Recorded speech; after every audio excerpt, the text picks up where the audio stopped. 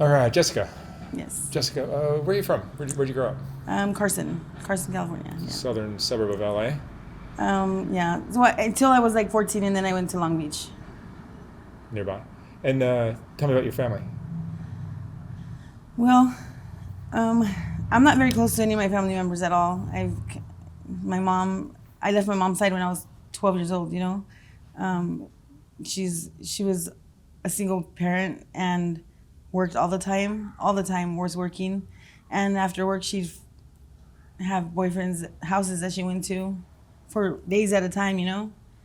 So I'd often just be at my friend's house across the street, or She would leave you alone. yeah. It's me, and then I have two older brothers, and but they're older. They're like almost 10 years older than me. So yeah, definitely. And the girl across the street, where she was my friend, I was always at their house, but she was older than me too. She's like I was 12, like no, I was when I moved out on Neptune, I was like in third grade, and she was already like in junior high. That girl, so and from that summer on, I mean, I woke up one day and I was in a C cup already. You know what I mean? I was developed. I was very much but she was always gone, and she'd always make sure that we did have like food in the fridge and stuff like that, and but How would you describe your childhood? lonely Lonely. and sad. I was molested at 8 years old by my mom's second husband's brother, and he used to tell me that if I said anything, that the next day it would get worse, and so I remember everybody would go to work and I'd go run and hide under the bed, and he'd come and he'd drag me out, and the things that he did to me as a little girl, like I just don't understand where'd you get pleasure from, like doing that. He used to tie me to a chair and do all kinds of things. He used to play with himself on my face, you know what I mean? And like just weird things like that, and that definitely like really traumatized me, like I wasn't able to have like normal sexual life until I did go to rehab later on in life, but I was able to accept that it wasn't my fault or anything like that. Did you do therapy? Yeah, well, I did a whole year of intensive outpatient program later on, because I had my children taken away when I was 18, and it took me like 2.5 years to start fighting for them. But when I did commit, I committed to the fullest. You know what I mean? And How many kids? I have 3. Well, I had 4, but I had a little girl that passed away. She had swallowed the poop, in the first poop. They call it marcomium or something like that. I guess she ingested it and suffocated, basically. Like, so I didn't know. I had an emergency C-section, and when I woke up, I look at my husband and I'm like, where is she? Like, bring her to me, and he put his head down, and the doctors walk in, and it was just sad. It was like, nothing could prepare you for that. Nothing. So sorry. Yeah, I was supposed to be my 4th kid, easy peasy, go. You know what I mean? But it was traumatizing for me. Wow. So you were using drugs at one point, and then you. Well, I started to play with drugs when I was like 13, like play with them, and then remember I told you the girl across the street was older than me, so I remember I did my first crystal meth line, and I was up for days, and my mom, she wasn't there, so like I did whatever I wanted, but yeah, and so it was until when I met my first son's dad. He was my boss at Pizza Loca, my manager, and he was just not my usual type of guy that I like to go out with or anything like that. He was kind of like a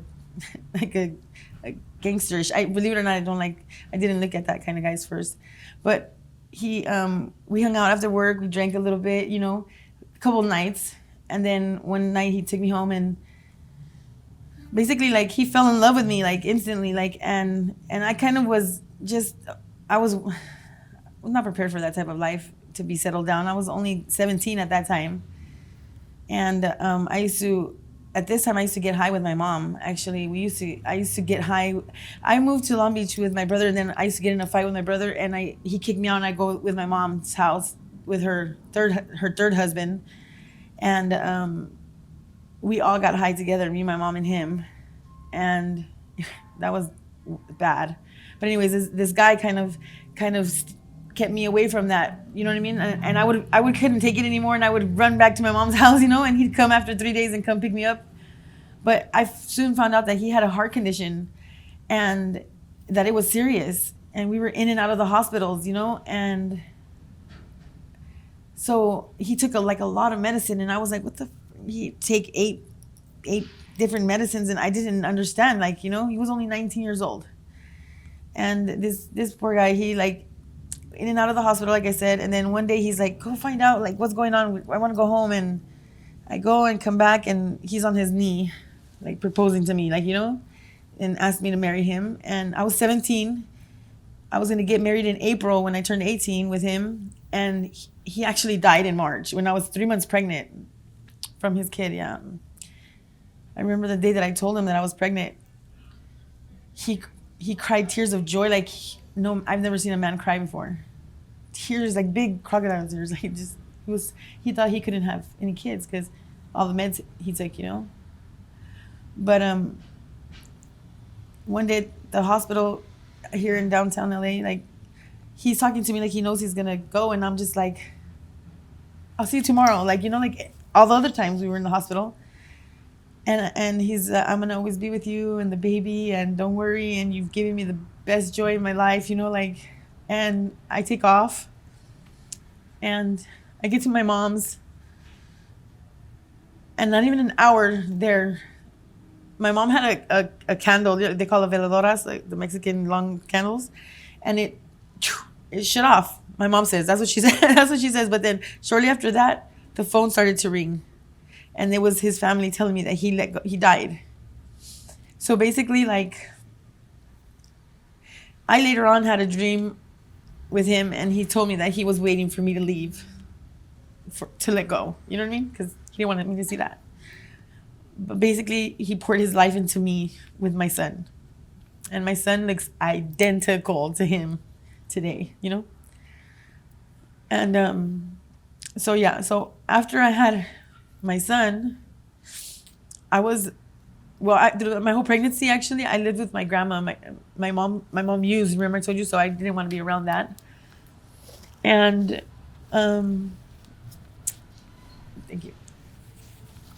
I lived at my grandparents' house, and not my grandparents, just my grandma and my aunt and my uncle, her youngest brother, and they took good care of me, you know. And I had like 3 baby showers. Everybody was very supportive to me during that time, you know, because I had just buried my baby's dad, you know, and I was alone.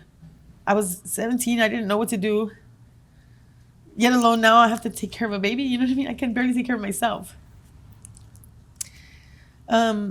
After I had him, I was strong, you know, and I was fortunate to find like a back house, and it was just me and him. And I had a job at Smart and Vinyl, and my brother got me in there, and I was doing so good. And I just, the depression of it, I started using shortly after that. I started using meth, you know, like, and that was my drug of choice at the time. And little by little, I started avalanching, falling apart, you know. I went to jail. I got caught. I went to give a girl a ride, and her mom was watching my son, and I went to jail. And I was freaked out and didn't know what the fuck was gonna happen to my son. Like, I don't even know what, but I went, and somehow, one way or another, my mom found out about it, and she went and got my son. She visited me at the jail with my son, you know, and my brother, and they thought it was funny. They'd come see me and take the baby to see me, and how are the bologna sandwiches, you know, like.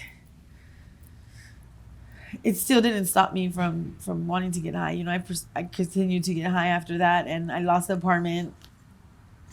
I met my second kid's dad.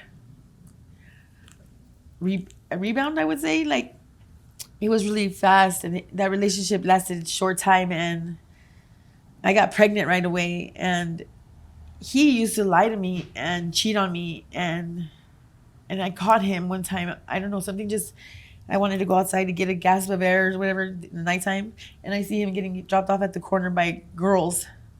And I'm furious at this time. You know, I'm pregnant. And we were altercations. And he drags me by my hair while I'm pregnant. You know, like he dragged me by my hair. And I'm like, one day, you know what I mean? Like, this is not the end of this shit. Like, I'm going to, you know, the tables will turn, you know? And sure enough, they did turn. His mom passed away around that same time. He went to jail for something that he was doing fraudulent at his job.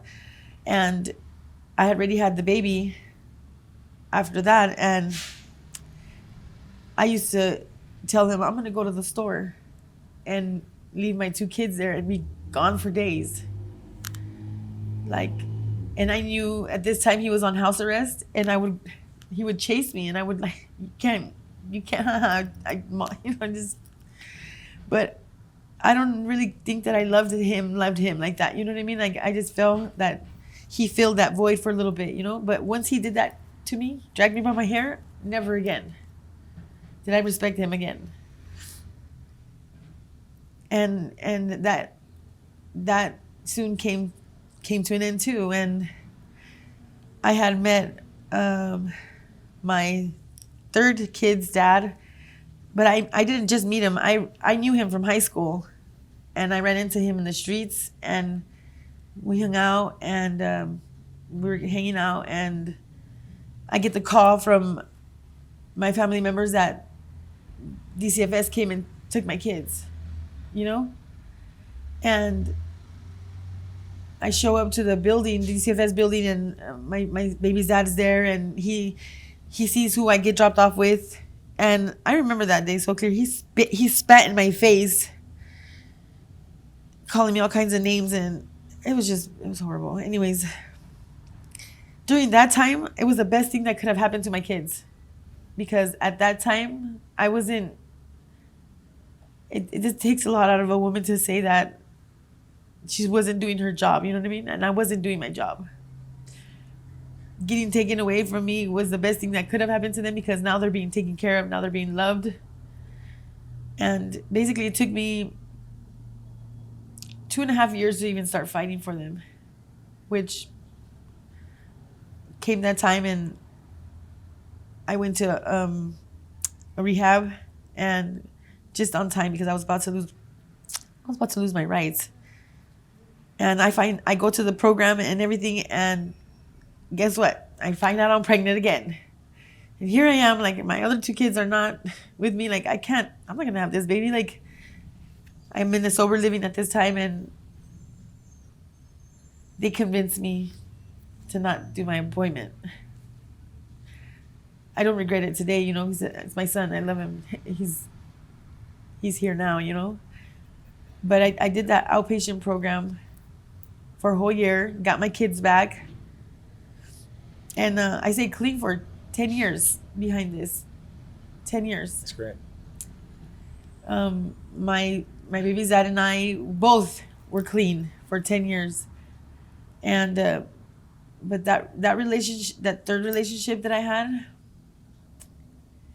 once I had my baby, my 3rd baby, I don't know why I felt like part of him hated me, like he treated me bad. He used to like hit me, like, you know, he hit me. I've got stitches in my face here, twice for 2 different occasions. Jealousy things, you know. I didn't even have a cell phone during that time. I wasn't allowed to have a cell phone, yet alone Facebook or friends. He was very controlling and very, very, very controlling. And I never ever once called the cops on him, never did any of that. It was until, and I never got my family involved either. I never ever called any of my family, because it was embarrassing. Like, it was embarrassing to know that I'm not going to go anywhere. I'm going to stay with this man, and to put him out there like that, I just couldn't do it. I was only like allowed to have like one friend really that he was okay with. and me and her used to see each other at the grocery store. Like it felt like I was having an affair, but I was just go see her. She would help me a lot with learning how to cook and stuff. I didn't know how to cook, my mom wasn't there to teach me, but now I'm in a relationship and I have kids and I want to learn how to cook. So she's showing me how, and I would go to the Mexican ladies at the grocery store, and I used to ask them how they make this or how they make that, or even my friend. She used to help me a lot. But one day it got serious. We had separated for a month one time, and during this time I knew he was the breadwinner and all this stuff, but he got injured at work and his ACL, meniscus, and all this stuff got torn. And so with him being down, I went to go get a job, and I was working at Smart and Final. And since I worked there before, I was fast, and I had to refuse promotions because he wasn't allowing me to work past 3:00. Like the kids, I had to be home before they. One day, I tried to during the time that we separated, my mom sneaked a cell phone in, and she bought me a cell phone. And I'm such a dummy because I tried to do the same thing that he did to me. Like when I would look at his phone, I turned it, kind of like what he did. I was just doing it to be like what he does. And he just kind of smirked. And I was in the kitchen. He grabs his cup of noodles from the microwave and he throws it at me, boiling hot cup of noodles, and on my chest. And I just, I just felt this burning in my chest. And I don't know. I just went and I grabbed the sweater and I grabbed my little son and my other kids, and I went on the bus all 3 times that I was at the hospital. I went on the bus by myself. I had 3rd-degree burns on my chest, And that day I did call my brother and I asked him to come pick me up and stuff like that. And like an idiot, I stayed. But he never had remorse for any of that stuff. And that day he begged me not to go, and he seen the blisters that I had on my chest, 3rd-degree burns from a couple of noodles. Just for what? I didn't end up leaving. My brother left and I stayed. And during this time, I'm really depressed and all this stuff, and I relapse. I started getting high again. But he didn't know. I was getting it from work. And with all this that I used to go pick it up and all this stuff after work, he thought that I was cheating on him. And he asked me one day, are you cheating on me? And I said, no, I'm getting high, And that day, we started getting high together again. It wasn't long before somebody called DCFS on me again. They told me that they came and knocked on my door, and I'm a dummy. I'm going to be honest with them, and I'm going to tell them everything, so they'll work with me. And my lawyer later on told me never to do that again. Always make sure that before you give them the evidence that they need to get your children away from you, you need to get yourself clean, no matter what it takes. They can threaten you all they want. Oh, if you don't show up today, you're going to be dirty. But no, it doesn't matter. You're going to give them the specimen that makes you guilty. And if you don't give them the specimen, you're not guilty. Well, they lied to me. They went and they took my kids from school, put them in foster care, separated my kids, and put them in foster care. And I was pissed. I was so pissed off. This, how dare they lie to me? I know these people can and will destroy. Even if I say, well, I mean, it's I wasn't the same Jessica when I was 18, getting high. This time I'm more paranoid and whatever. So for whatever reason, I think it was my mother-in-law that did it. Called, but because I had a previous case, that's why they took the kids and put them in foster care.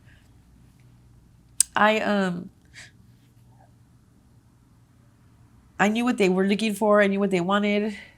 So they told me they were going to be gone 6 months to a year, and I got them back in a month and 3 days because I knew what time it was. And I would be damned if I'm going to let my kids stay in foster care. And I did get them back. And right before I got them back, I had an issue with my mother-in-law at that time. And my husband, he sold his classic 65 Impala Super Sport that he was getting ready to fix up and everything. He sold it just to get us into an apartment so that the kids can come home. That moment, my love for him grew so much. Respect grew for him so much. Like, he changed. He never, ever, ever put hands on me again. Ever after the cup of noodles incident, he never, ever, ever touched me again. Never, ever. And in fact, the tables turned kind of. I was being colder, and he was. But he stepped up to the plate, and he did what he had to do to get our kids back. And we did, and he did, and I respected him so much more because of that. That was his classic car, baby. Like, that was his new toy, and he gave it up just like that, without me even asking. To get our kids back, and yeah, we were good. We were in our own apartment, away from his family, away from his mom, and he was working, and it was so good. We planned and talked about having another baby. And for a woman to be able to give the man what he's asking, like, we wanted a little girl. We planned her. We tried, and I couldn't get pregnant. Then he got laid off of work, and we were struggling again. And guess what? I find out I'm pregnant. Well, it turned out to be a pretty hard pregnancy as well. And this would have been my fourth kid. It should have been a piece of cake. It should have been. It was the hardest pregnancy I had. I had preeclampsia, toxemia. I had cankles. I didn't even have ankles. My feet were so swollen. But that was very short-lived too, because full term that I went and everything, people at this time, they plan a welcome home shower or whatever it was. I had to plan a funeral because she passed away. She swallowed the poop, marcomium, I think they call it. The autopsy revealed that it was in her lungs, so I don't know. I didn't get to see her alive, or I didn't. By the time they handed her to me, she was already blue.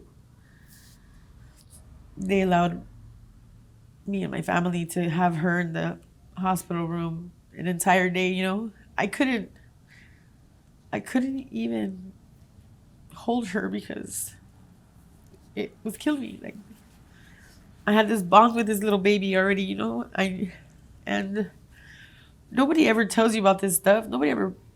I didn't hear anything about this before this. You know what I mean? I never heard about them eating their poop or whatever, or not eating or ingesting it. Or many people told me that it was the hospital's fault or whatever. I just didn't even want to look into it because I just wanted to let it go. Like, I didn't want to keep remembering about it. That event was the event that finally brought me to my knees, and I didn't know what to do. My husband, the one that my rock, started using again, and I wasn't using. When I was pregnant with Roxana, I was good, and he started using and was doing some way out stuff to me and the kids in the middle of the night, waking us up, throwing us out, doing some weird shit.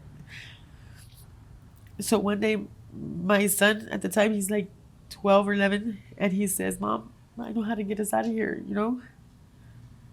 And I thought to myself, like, why my son shouldn't be thinking about that shit? what he's thinking all day at school, like, how am I gonna get my mom out of there? So that one night, me and the kids, we grab whatever we can carry and we leave. I follow my son. And he had it all planned out. Like, we went to the park. We had a park down the street. We went under the jungle gym and wait, Mom, wait, he's going to pass by. He had it down. Like, he knew exactly how it was going to happen. And it did happen that way. And eventually we escaped from there and we went to, I stayed at a friend's house for a while. But from that moment on, we were in hotels, in and out of hotels. Yeah, for a long time, we were in and out of hotels. I was back on the drugs too, and I needed to do whatever I needed to do to. The only thing that I've ever known how to do is clean, so I've always been good with cleaning people's houses and stuff like that, and that's how I paid for the hotel rooms for years and years and years. My kids, I thought we were pretty close, and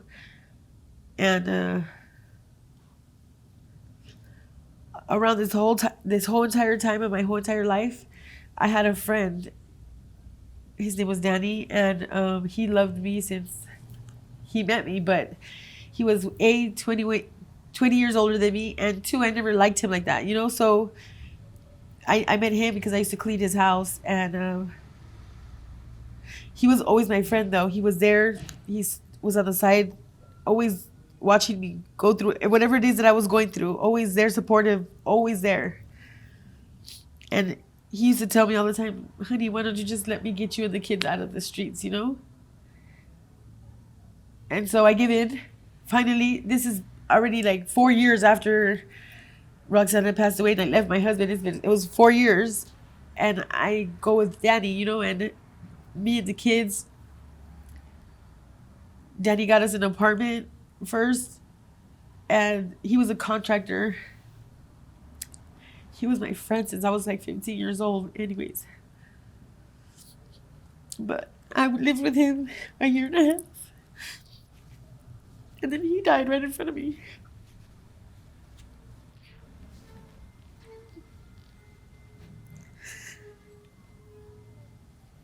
After he died, I've been a wreck. I haven't been able to get up. I was using heroin. I was injecting heroin. Well, when he died, we were living in a house in South Central LA. And the owner to that house, he did me really dirty. He did me so dirty. Like, Danny died and I was able to pay the $2,300 of rent just from like selling Danny's tools, and because Danny was a contractor, I said, and Danny's family wanted to come and take everything from me, and Danny didn't even like his family. He didn't even talk to them often at all. He didn't talk to them at all, but they wanted to come and take all his stuff from me, and so my friend was like, you're not going to give them nothing. You're going to tell them that possession is 9/10 of the law and you're in possession of all his shit. So if they come onto your property, you're calling the cops, And that helped, because they were threatening me. They were slandering me on Facebook, his family. Like, they didn't even know his favorite color, his favorite food, yet alone what he liked to listen to. Like, how are they going to come and tell these people everything? But they knew better. The people that knew Danny knew better. They knew how much he loved me. And so anyways, basically, I told the kids, like, what do you guys want to do? Like, should we just get something smaller, an apartment? Like, just... And they wanted to hold on to the last memory or the little bit that we could of Danny. And Daddy was cool. Daddy was so cool. I was not prepared for that. After he died in November 2017, and I kept the rent going until May 2018. I didn't have nowhere to go no more, and the kids, they went with a family member, and I've been lost since then. I think I've been pretty lost. I do fentanyl now, and I have a crystal meth addiction as well, and my kids, they don't even talk to me no more. My daughter she just turned 19 the other day, and she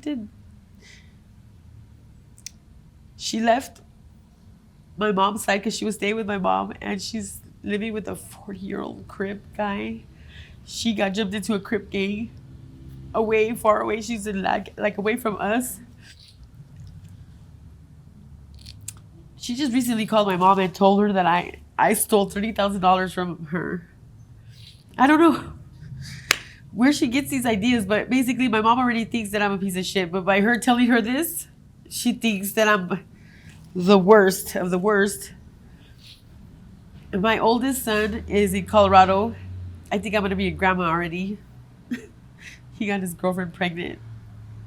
He's only 20 years old. My 60-year-old son does not talk to me at all.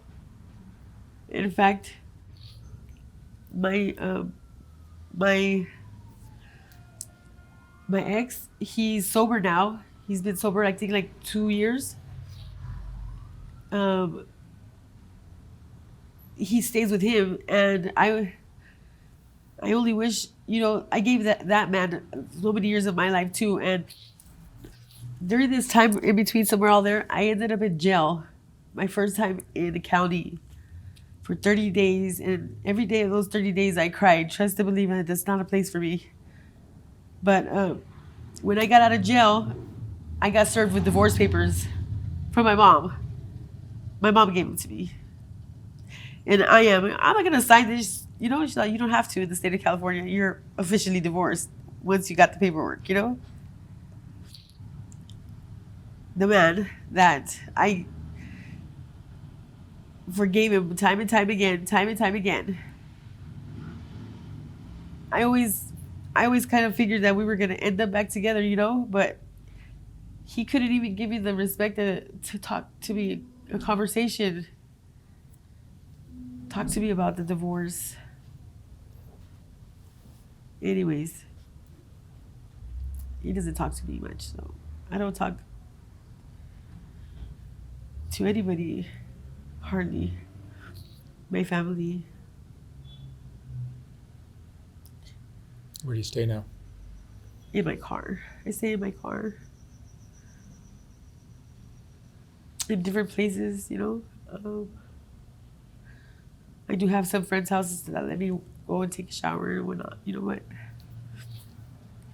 I'm more like I don't like to bother people, and I don't like people to judge me so much, Everybody has something to say always. It's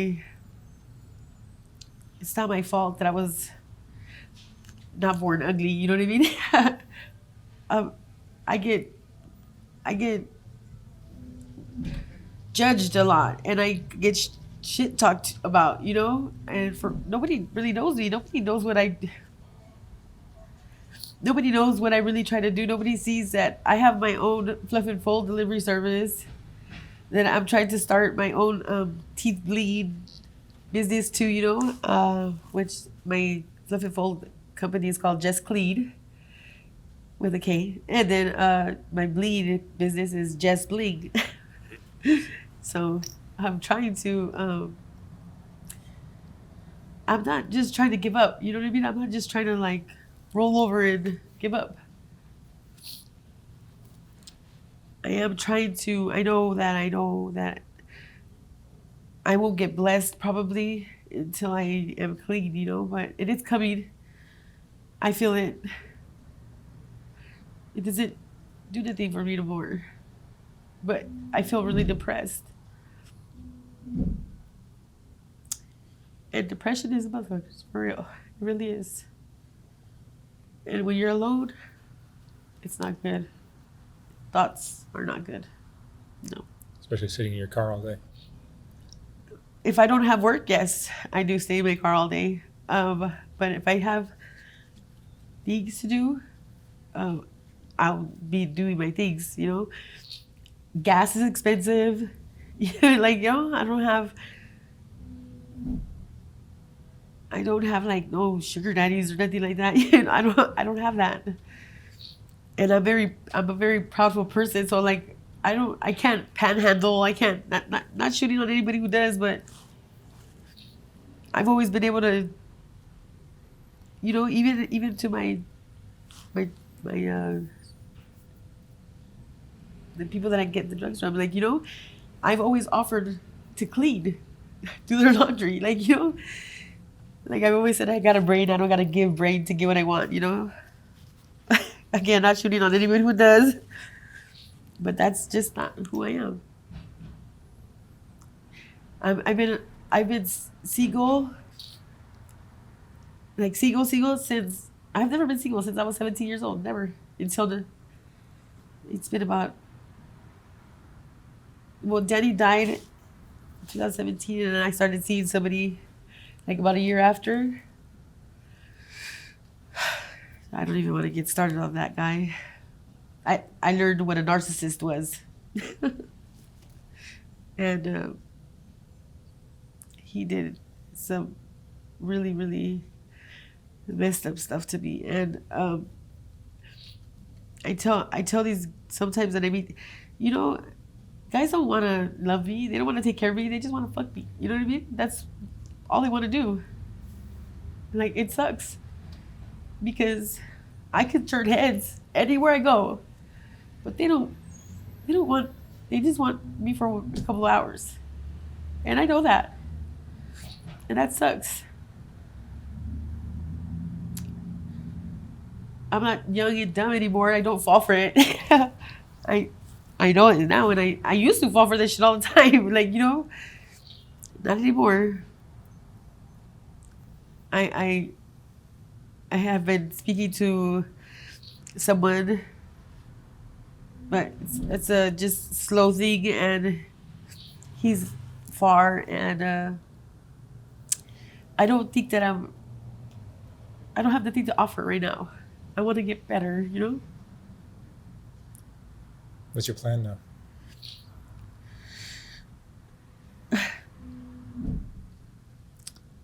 I need to get off drugs, you know? And, you know, that whole rehab thing, I feel like it just kind of like, it's a setup, like, kind of, because you get removed from life, real life, and then you're taken, you're not put in the situations. I know that when I was ready, the last time, remember when I got clean for 10 years, I was ready. I was done with this shit. I was just done. And I did it. And I was around it. And I did it, you know? Of course, like, I have all of these new things that I need to deal with, you know? And I haven't grieved properly since Roger. My baby's dad that died. Roger, Roxana, Danny. I have to deal with that. I need to deal with that. I need to get, I'm so lonely, you know?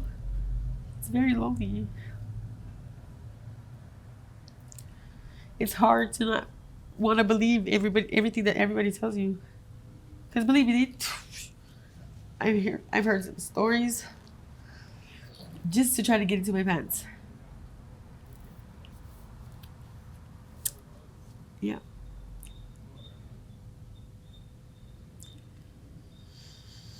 Yeah. You're still hopeful. Very. Yeah, that's great. That'll be the key. Yeah.